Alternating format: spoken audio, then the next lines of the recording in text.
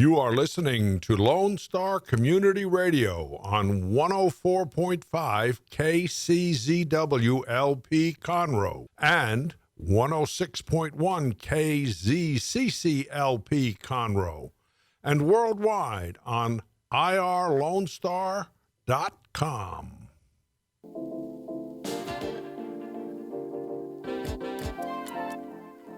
Hey, what's going on, everybody? This is Taylor here. I am missing my partner with YPC. YPC is Young Professionals of Conroe. We are an organization, we are a show, we are a podcast, we are a means to an ends for any entrepreneur that is trying to get up and coming or that is struggling with their business. If you're going through some downs and you can't figure out how to get back up to the ups, feel free to reach out to us at YPC936 on all social media platforms. We are here to help. Now, we're going to have a very short intro today since I am missing my partner in crime, San Chang. He is out in the magical kingdom. He's out in Florida. He's having a really good time. And we're having a really good time here, too. It's just a lot less potentially sunny or cloudy or rainy. It's indoors. That's all I know. So we're not facing the weather environments. Either way, we have a real treat for you here today. I'm not going to spoil it, but my shirt might be a spoiler alert in itself. Well, bam. So, everybody, stay tuned. Here we go.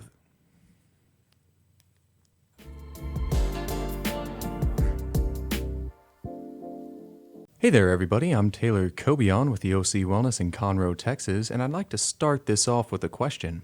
What's the most important part of your health? That's right, psychology. If your mind isn't in it, then you aren't in it, and that's the biggest part of my job, increasing your drive, energy, and personal happiness.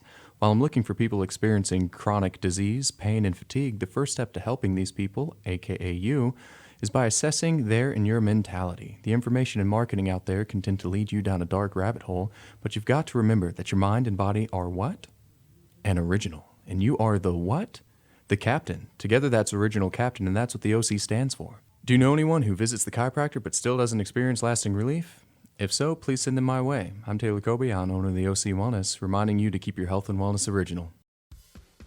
From the beginning, the main purpose of the Cooperative Extension Service has been to change human behavior by teaching people how to apply the results of scientific research. By utilizing a holistic, multi-level approach, Extension family and community health programs encourage health and well-being for everyone.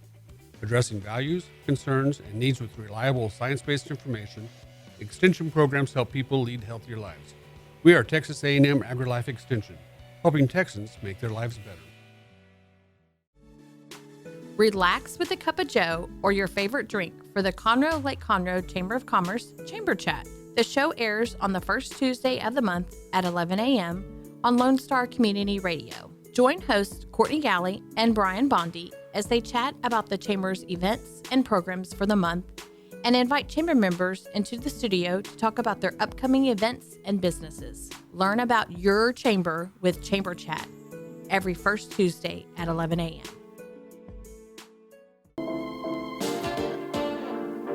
Hey, what's going on, everybody? We are here. Our wonderful guest today is Becca Cary, founder. Well, you know what? Go ahead and tell everybody about yourself. Becca Cary again, founder of Hands of Justice, which is an anti-trafficking nonprofit organization in Montgomery County, Texas. Becca, what made you get into all of that? Full disclosure, I am a survivor of domestic sex trafficking, and just really wanted to give back to society or the community, basically what I have gotten from other people, but to help people that have been where I've been. Yeah. And how long have you been doing this? Organization is going on 5 years. Yeah. And that's located here in Conroe. Yeah. Not everybody knows that. Right. You'd be surprised. So I've been running around town talking to people about it, and it's so amazing that people just don't know. It's like it's this wonderful, wonderful secret that's been being kept. And when people hear about it, they love the fact that it's here. Yeah. So it's really nice. It's refreshing for people when they hear it. Yeah. Good. So another question that I wanted to roll into was it's 100% volunteer based. Yes. Right? Yep. So Absolutely. how has COVID affected everything?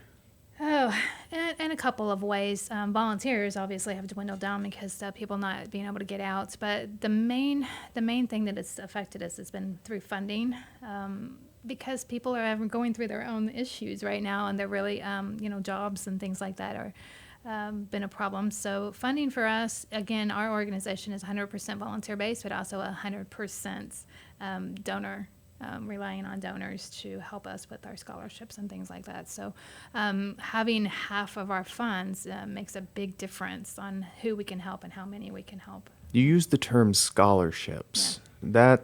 Elaborate on that, please. So our organization specializes in economic empowerment for survivors. So a lot of people think that survivors, once they leave their abuse, they go into either a program or a safe home, or they're miraculously better or something. Well, it doesn't happen that way. And the truth is the majority of survivors do not have the privilege of going into programs or to safe homes. So they're out there doing life on their own, dealing with children and kids and jobs, and really just trying to do life after so much trauma. So we help make life easier by giving scholarships to either get a GED or to get a certification or go to college. And then we also provide survivor-led support groups for these men and women as well. All of that is extremely important. I think that that's a niche. Now, I don't know. Please tell me, is that a niche in that line of work? Anti-trafficking? Yeah. So honestly, it's a big gap. It's an area that is not being met very often. There's just a few organizations around Houston area and Harris and Montgomery County that specialize that, and we just happen to be one. That's just big on my heart. I love being able to help with the education aspect or jobs, just a better future for them from where they've come from. Is there a reason behind that? Why that niche in particular is heavy on your heart? Because I got my degree. I graduated from college in 2018, and I'm now in a master's program. Very nice. Yeah, but it was just... Congrats. Thanks. It was a huge accomplishment for me. I still consider it one of my biggest accomplishments. It took me a long time to graduate. For a 4-year degree, it took me about 8 years. Was this post your personal experience? Yeah, it was after. So how difficult was that? Very. It took me 14 years after my abuse to self-identify as a trafficking, and I was actually already started in school. I was halfway through it probably, and I was sitting in one of my classes. That's when I first heard the term human trafficking. But so it was extremely hard. If I look back, and if I had had somebody who could have just walked alongside with me a little bit, it might have made it a little bit easier. I did have Bart, so...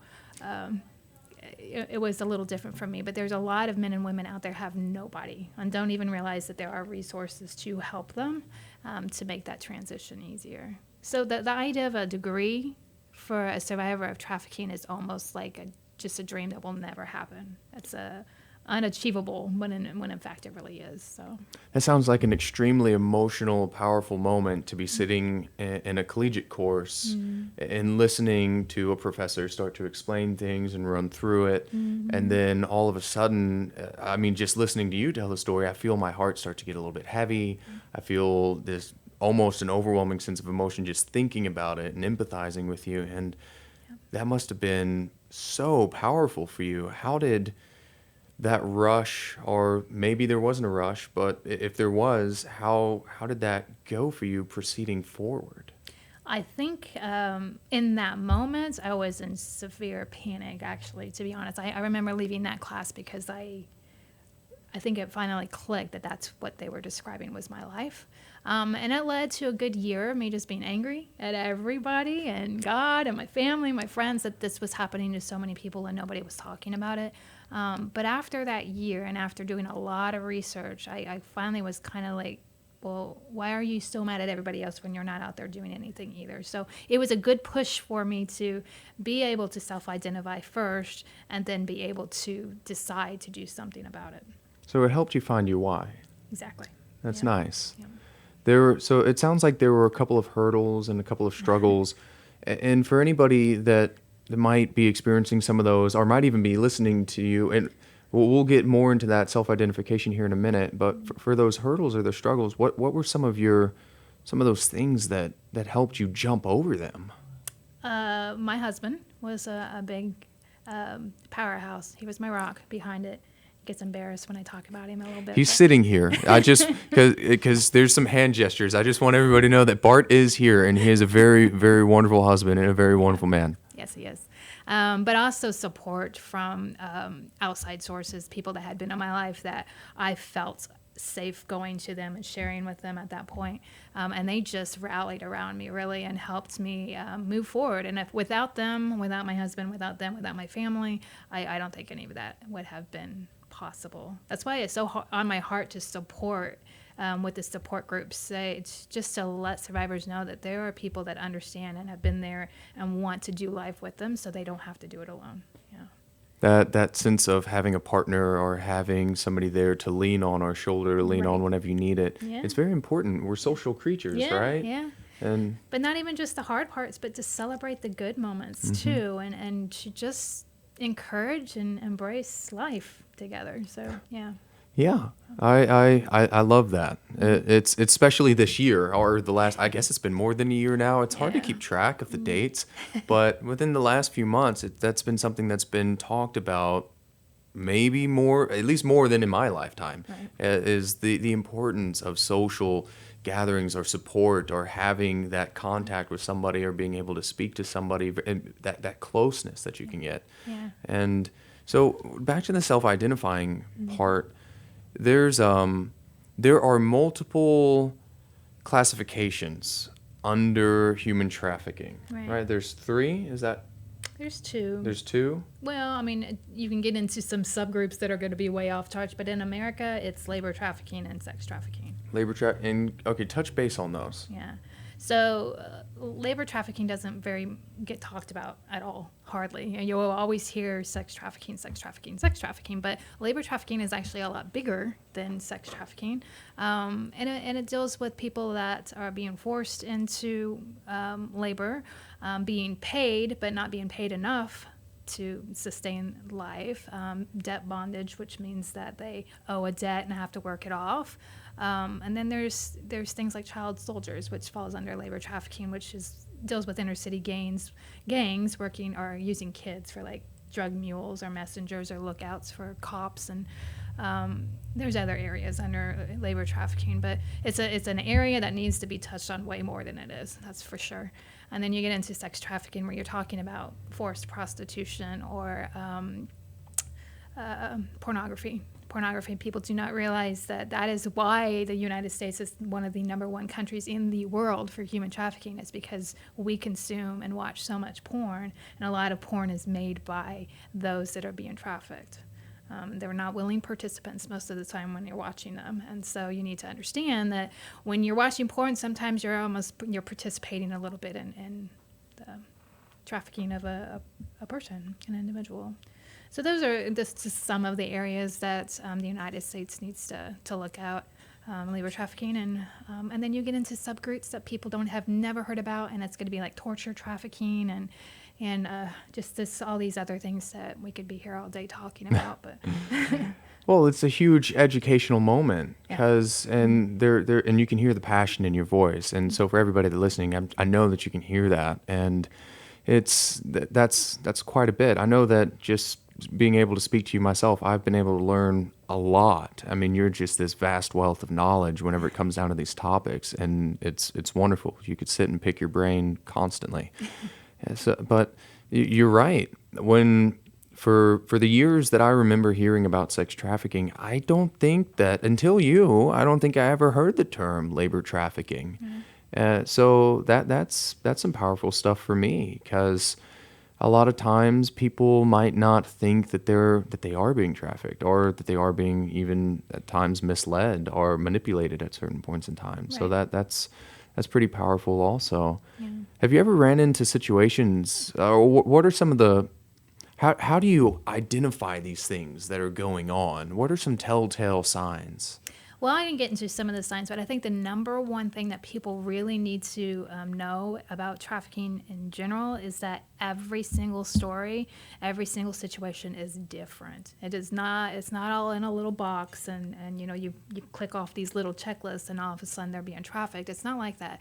So my story can resonate with other people's, but it's going to be completely different than the next person. So, but telltale signs that somebody is being trafficked, the big ones, are going to be like signs of abuse, signs of neglect, signs of malnutrition, exhaustion, branding, which is a tattoo on either a neck or an arm that's Stormley Gang affiliated or has their pimp's name on them.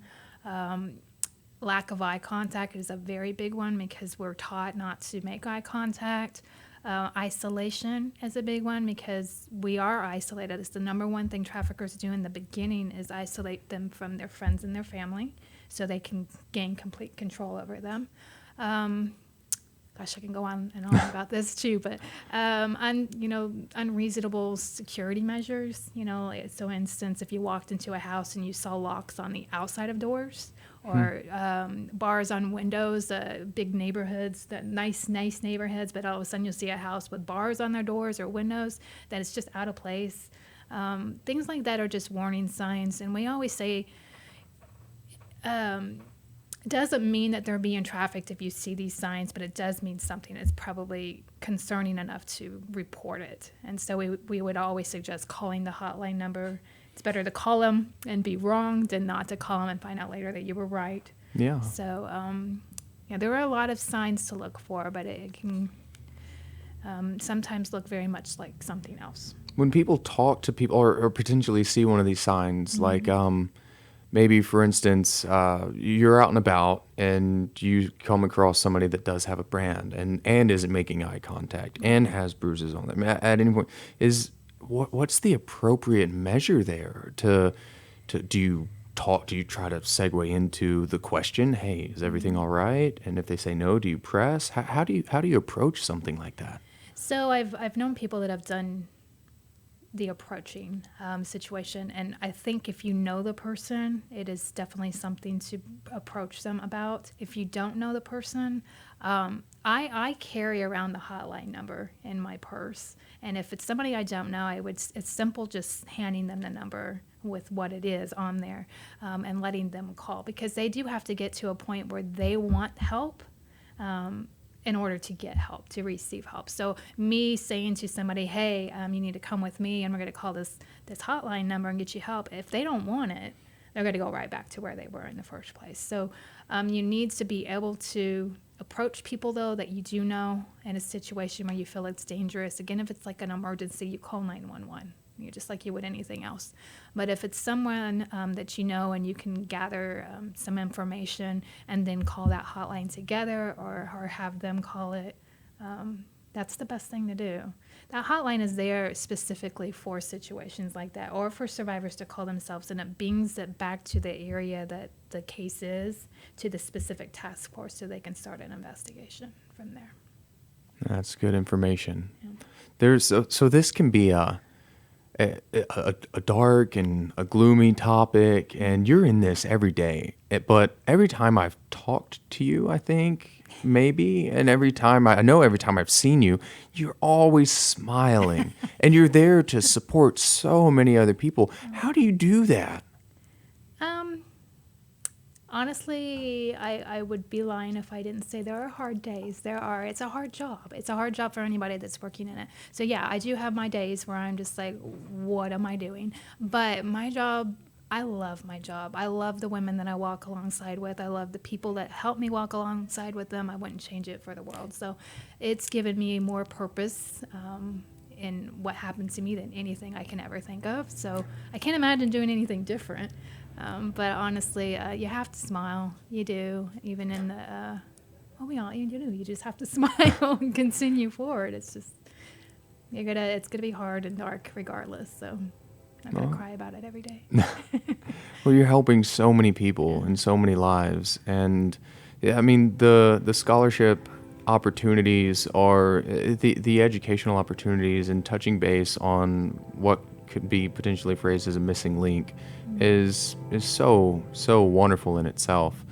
There's something I wanted to ask. It's you have a gala. Well, there's a gala coming up. So you're quite a big part of that now. Yeah. So yeah. So I'd like to go ahead and make. Do you mind if I make the public announcement of that right now? Yeah. And so we've talked about doing the Miles for Trafficking Gala, or the MFT Gala, that was going to be hosted at the Conroe Tower, but there we were talking about things, and as things started going, COVID-19 seems to have had this effect on some people. Might not want to have a gathering. Some people might be economically affected by some of the things that have happened.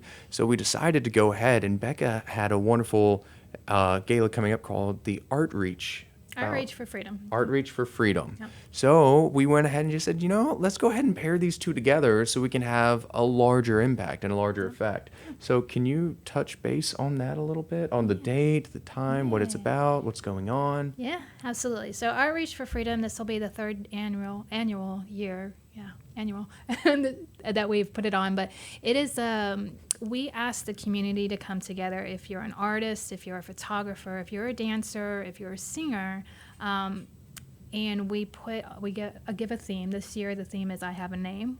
We're trying to really focus on survivors this year, and the fact that we are more than our stories. We aren't statistics, we aren't numbers. We have names, we have faces, we have dreams, and just really come together and support that.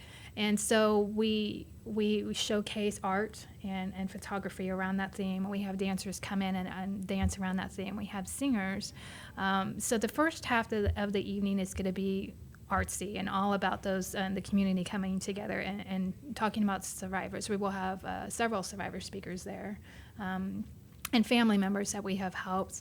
And then we're going to end the night with Bob Smiley. He's a Christian comedian, just to again ended it on a happier note. Yeah. And so we don't have to be all doom and gloom all night, but we do want it to be uplifting in the sense that we can still laugh through all the darkness and still be in there. So it's just a night of community coming together and rallying around survivors and having a good time, and again it will go towards the survivor scholarships and support groups funding. So. That's awesome. So everybody, mark your calendars, Yeah. and how can they find information about that event? Yeah, the event is August 13th, and it will be from 6 to 9 p.m. at Woods Edge Community Church, and you can go on to handsofjustice.org. At the very top, there is the Outreach for Freedom button, and that will take you to the ticket site and information from there. Okay, and how can they reach out to Hands of Justice or you yourself, social media accounts, all that jazz? Yeah. Handsofjustice.org. Again, if you ever need a speaker or somebody to come educate your community or a group or church, just go on there and you can request from that site for me to come out. There's one other thing that I really, really want to touch on for people that listen to this. Volunteer-based means that you don't make money out of this organization. Is that correct? That is 100% true, yes. And so if you don't mind, if I'm not stepping too far, what is, how do you find balance between all of this time and your own personal financial stability? Because guys, that means that there's a lot of passion going on, because Becca is a busy bee. And you can see that if you follow Hands of Justice and you see all that's going on and the interviews that she does and the outreach that she does. So is that too personal of a question? No, I think people need to understand that it is my passion, and I consider it my job. I do get paid. So when I say 100% goes, I do get paid for my speaking engagement. So if it's large, and I do consulting for other nonprofits, so I do get paid for those deals. But is it bad for us to say that we are in a great place financially where we can do this, where we can put our full 100% into it and not worry about our own stability? But it would be nice to be able to have a staff that's paid and not having to, because they're in a little bit of a different situation than we are. It would be nice to be able to pay some people to come in and help out rather than volunteer all the time. Yeah. Well, you're everyone. You're all working. You're working constantly for a cause, and you mentioned 5 years, right? Yep. That's 5 years of a lot of hard work and time and effort being placed into a cause, and that's phenomenal. I think it would be great to have a staff, but I don't want that part to overshadow that huge testimony of the heart and the spirit that's been giving to everybody in the organization. I mean, to me, I personally find that beautiful, because that's paying it forward, that's giver's gain, that's spreading a light in a dark room sometimes. I just wanted to condone you for that and say that I think that's just beautiful. Yeah. Well, thank you. But I don't think it's just me. I mean, everybody that volunteers, we're a big family, and we're all doing the work. And, Is there anybody you want to shout out to and thank? yeah, I have an amazing advisory council that you're now a part of. So it's, how many of you now? Five? Yeah, ladies, and then 4 ladies, and then Taylor, who's now on that council, and they are the backbone of HOJ. So they literally come in and they guide us forward, and really keep me grounded on those bad days, I'll be honest. And without them, HOJ would not be where it is. And then we have our regular board, which Bart is a part of, and looking for 2 more board members to add to that. So just shout out there for anybody who might be interested. Yeah, anybody that might be interested. Yeah. But yeah, so those people, and then we have 3 volunteer staff, and I say staff in quotes because they have job titles, and they work as if it's a job on the side, and they're doing it 100% because they love what we do. So, and that means like our Freedom Bags is run by a volunteer, and she has an assistant, and then I have another that's helping with speaking engagements. What are those Freedom Bags? Oh, Freedom Bags, guys. We give out anywhere from 45 to 85 Freedom Bags every month, and they're just bags full of like 26 different essential items. And we partner with 4 other organizations in Harris County and Montgomery County that literally take these bags down into the strip clubs, into the brothels, the streets, to the homeless populations, and they're handing them out to potential victims. And so it has resources in there. It has, again, monthly essentials that they can use all month long, and then encouraging words and cards that we put in there as well. And I love that part. Actually, I'm going to go with a lady next month down to the strip clubs and in Houston for the first time and give them out to the ladies. So that'll be interesting to see and be a part of. That's going to be nice. Yeah. Well, I think that all of this has been wonderful, and it's just for the short time that I've been a part, it's been a huge. I've learned a lot. I guess I got to keep saying that, and I've learned a lot about human trafficking in general, but I've also learned a lot about myself. And I think that that's been a huge step for me, and it's been a wonder to be able to not just work with you, but to be able to meet everybody and get to know everybody with the advisory council. And I'm so excited for a future with the organization. Yeah, we're glad you're and here. Yeah. Since we are a local radio show here to help support the city, why Conroe? Well, I think we live here, so it's That's a big easy. part. Yeah, but I'll tell you, I love being part of Montgomery County. We have one of the best anti-trafficking coalitions in the nation, and I think a lot of people are like, "What?" And I'm like, "No, we really do. We have a great coalition, which means we have a lot of anti-trafficking nonprofits in this area that have come together to work together." So I would rather be in Montgomery County and Conroe than shout out to Montgomery County. Absolutely. I mean, if you guys don't know about the coalition, check them out because they're doing things and they're changing a lot of stuff for the rest of the nation. It's pretty cool to be a part of. So. There's a meeting coming up soon, Yeah. May 20th. 20th, yeah, 1:30 at the Woodlands United Methodist Church. Yeah. Awesome. Yeah, that's open to the public. It is. Yeah. All right, And everybody, actually, check that I speak out. at that one. I'll be the speaker. Very nice. So you can come learn a Yeah. bit more about Becca Yeah. and Hands of Justice. Absolutely. Yeah. Okay, one more time. Outreach for Freedom and Hands of Justice. How do people find it? How do they get in touch? Handsofjustice.org. For the gala, just hit on Outreach for Freedom at the top.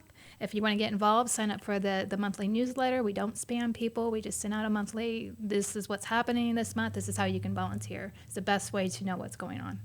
Awesome. And you can also reach out to us at YPC. If you want some more info, we can shoot you the social links if you need anything or if you just want to chat. So Everybody, this was wonderful. Becca, thank you so much for No coming problem. in, and thank you for going out of your way to tell some stories and to open up emotionally. That was awesome. Thank you so much. No problem. And big shout out to Hands of Justice. If you're just hearing about it today, Google it, Facebook it, Instagram it, Yep. and check it out. So, all right, we have one more guest coming up. Everybody, thank you. Becca, thank you. Bart, thank you.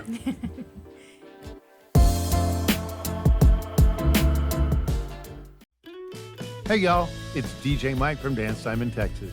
Join me Monday through Friday at 8 a.m. as I count down the top 10 Texas Red Dirt songs that are packing the dance floor. I'll be featuring local artists and the story behind the hits, shows in the area, as well as new songs that make you want to dance. It's Dance Time in Texas with DJ Mike on Lone Star Community Radio, 104.5 KCZW and 106.1 KZCC, Conroe, Texas, or online, irlonestar.com.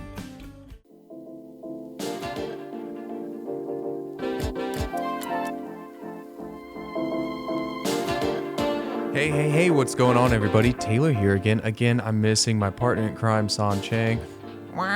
But I'm here with another partner in crime, Jayde Maxwell. Jayde, how you doing? Good. Hi. So tell everybody what exactly it is that you do.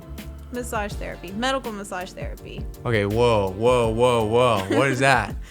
Medical massage therapy is if you have a different ailment or if you slept wrong, I actually know how to fix you rather than just, like I say, rub lotion on you and send you on your way. Now, you are also a licensed massage therapist, correct? I am. I'm licensed massage therapist and a medical. What came first, the chicken or the egg there?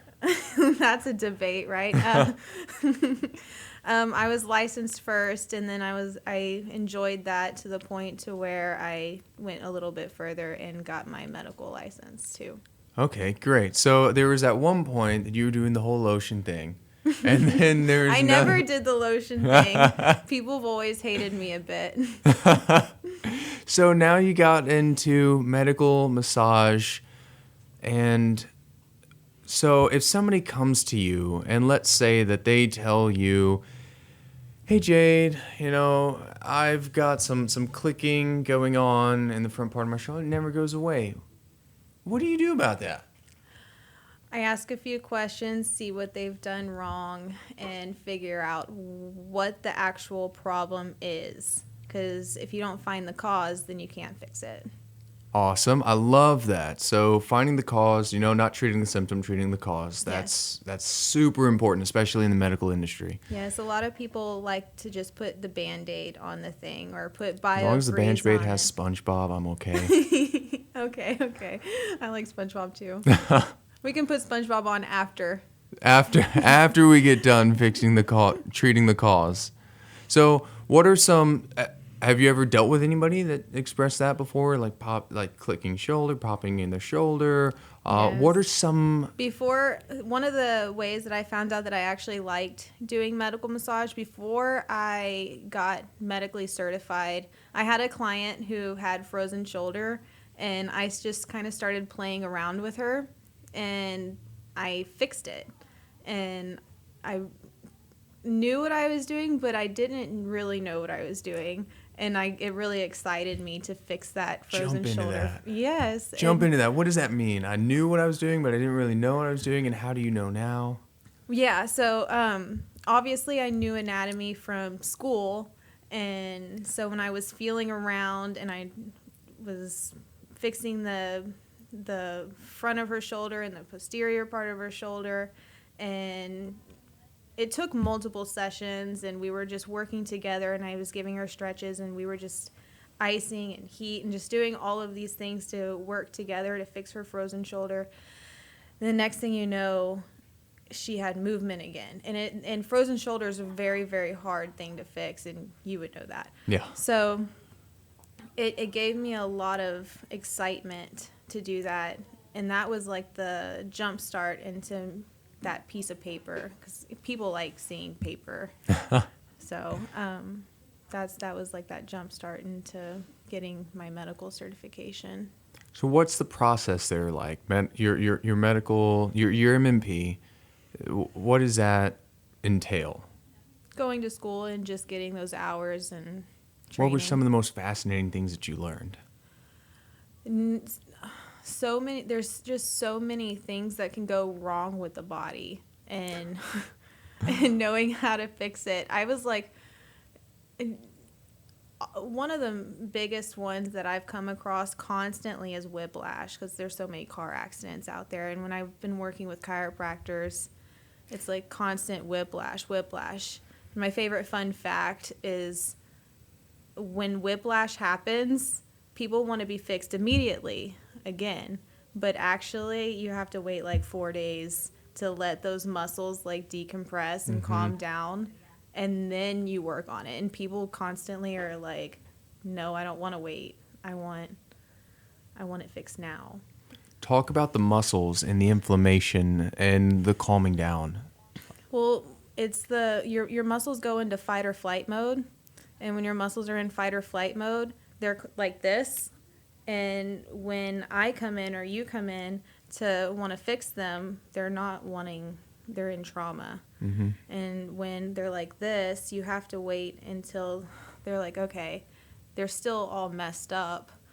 So when they're exiting fight or flight mode, then that's when it's okay to go in and let us do what we do and fix them.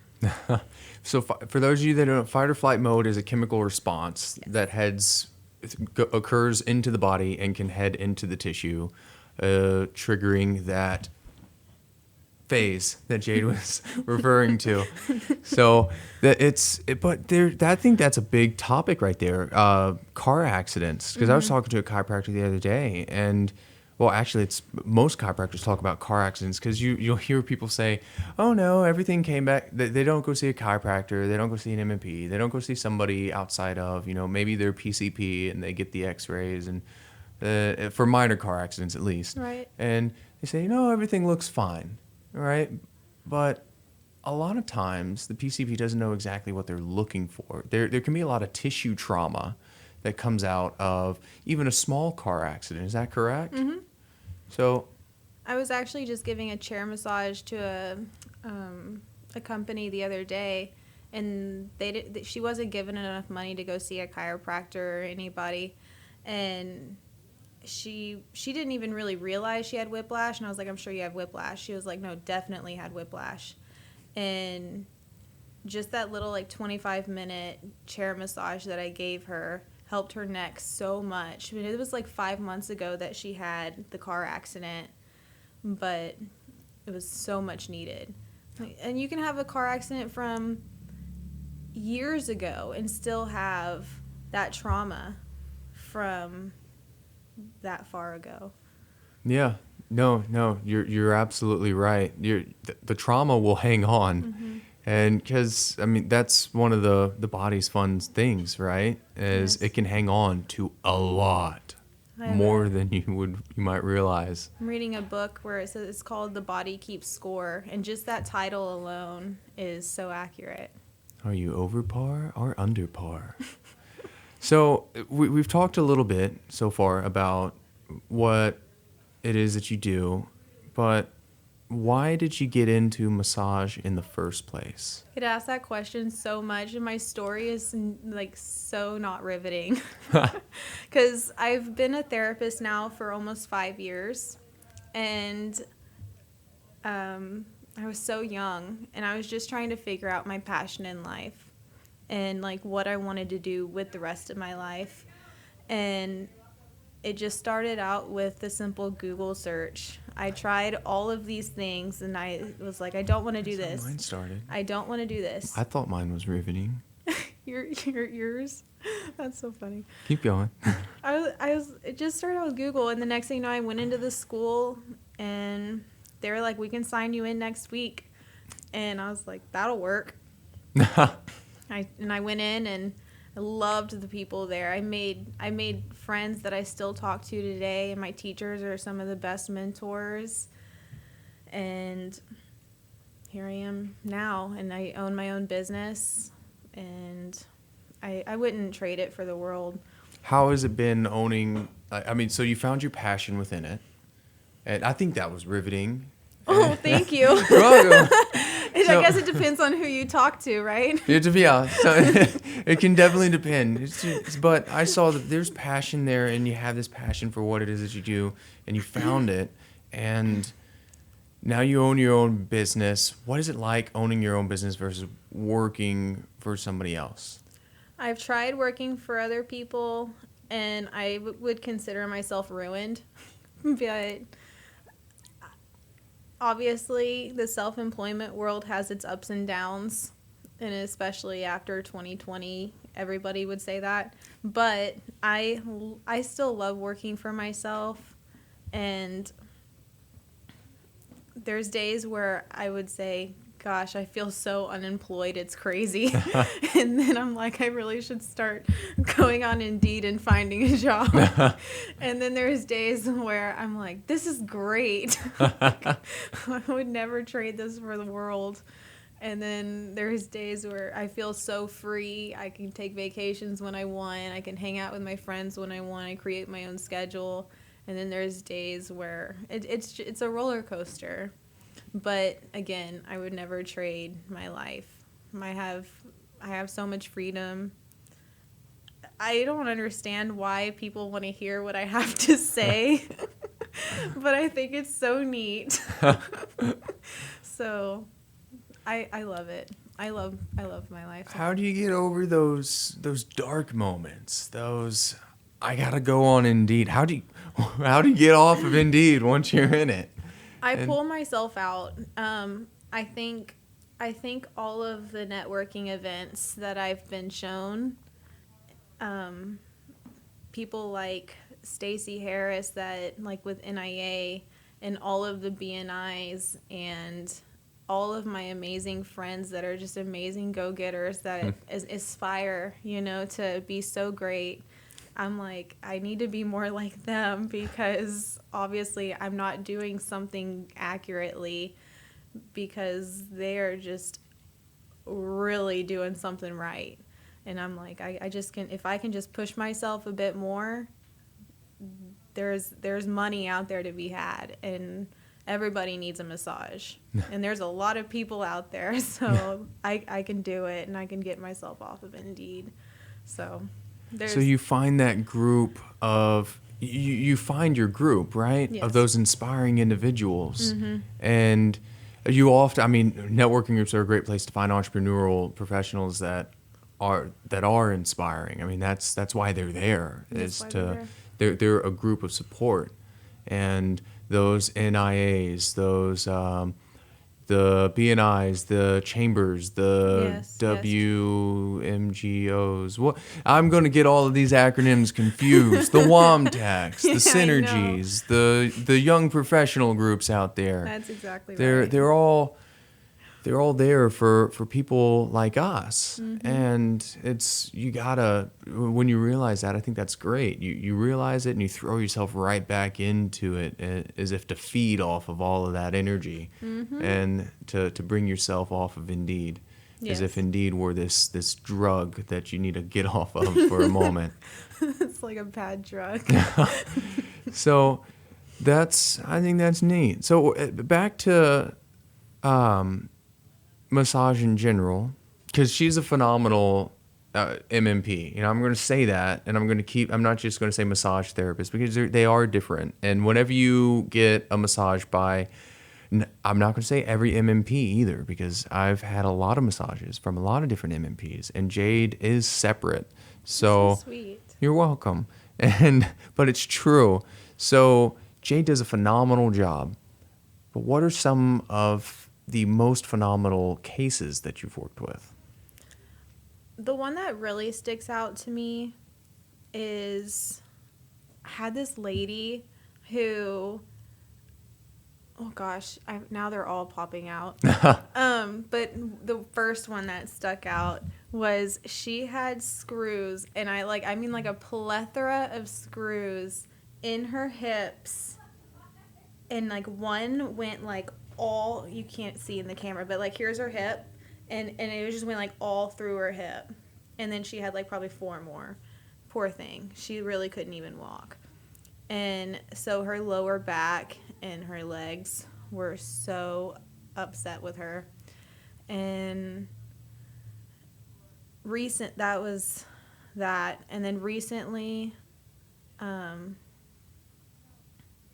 can't say the name, but they were in a bad car accident, and the family was.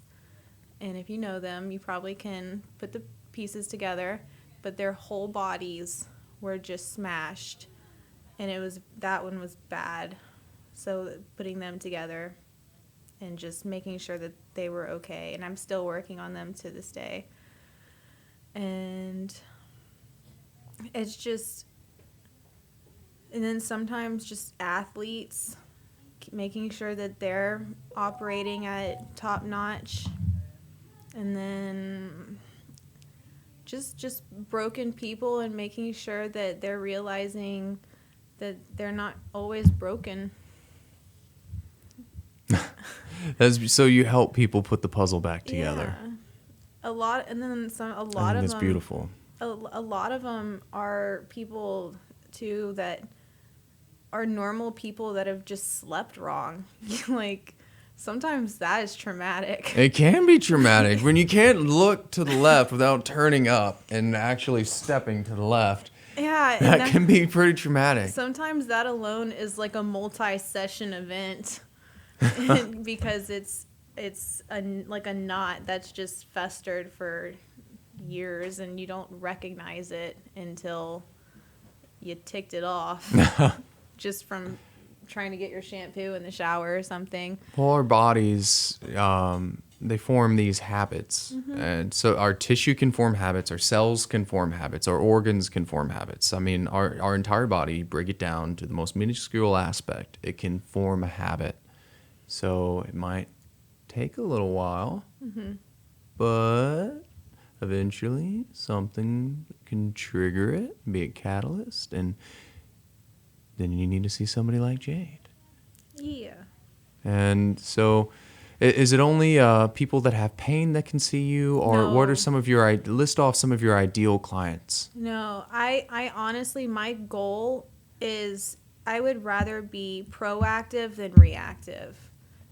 I honestly would rather keep you from being in pain and keep you on the road to making you feel your very best than see you and have to fix something that is just in dire pain, because those sessions are horrible. So And they're more expensive. So people that are currently seeing a chiropractor, people that are currently that have been experiencing pain when bending down to do the dishes or the dishwasher or something like that, people that experience pain while they're driving, people that might notice that they have a little limp in their walk, anything like that, those might be good to, and they might not have too much pain at the moment, but it might be good for them to come see you. It's better to fix it now than fix it later when you're really hurt. Or if you experience that your hamstrings are locking up consistently. Yeah, that's probably a really good idea to see it now. Because the thing is, it's like if you're not in pain, like I saw the one again at the office thing. The lady, she was like, I don't hurt at all. But then when I touched her, she was so tense, and that's when I said it just takes that one movement. Most people don't realize it. So what are some things that people can look out for quickly that they might not realize that they have a risk of being in pain? Range of motion. Okay. If you're lacking range of motion, like if you never stretch and then you stretch right now, like if you check your stretching and you can barely move. Barely move how? Tell everybody that's listening what to do.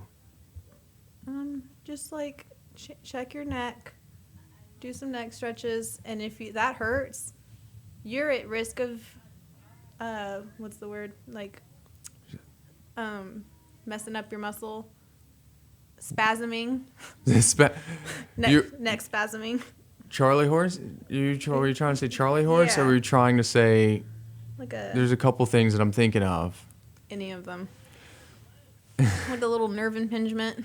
You could be at risk for nerve impingement. You could be putting your disc at risk, the fluid in Yeah. between your neck. Because typically, if you're lacking that range of motion in your neck, there's a lot of pressure that's built up, not just within the joint, but within the tissue surrounding the neck There you go. and the ligaments around it as well. And then try touching your toes if any of that hurts. And then just anything. Like, stretching's always good, not just for checking your muscles. Stretching's always good. It's not going to get your knots out, but it's going to keep your range of motion. If you can't get down and if you can't reach your toes, It's not the end of the world. it's not the end of the world, but chances are you want to see somebody because, like Jayde, because you could potentially have dehydrated tissue. You could be putting your spine, your hips could be at risk. You could be a little bit off kilter. You could have a lateral pelvic tilt. The issues that could be occurring are close to endless. And then at a certain point. no one's asking you to be like a yoga master. No. Okay. How can everybody find you? The best way to reach me is just to text me. I'm about to start just giving up business cards because people just lose them. So, if you can just text me, my number is 832-797-8342. You can also find me on Facebook. My name is Jayde Maxwell, Jayde. Not Jaid. Or Jade. It's just Jayde. Thank you, Mom. Shout out to Mom. Shout out to Mom. Yeah. Awesome. Okay, Jayde, high five. Everybody, young professionals of Conroe. Jayde Maxwell here, LMT, MMP. If anybody's experiencing any pain, any tension, if you can't touch your toes, if it hurts to tilt your head down from ear to shoulder, go ahead and give Jayde a call or find her on Facebook and DM her or PM her. I'm not technologically savvy. Do one of those things and check us out, YPC 936. Everybody have a great day.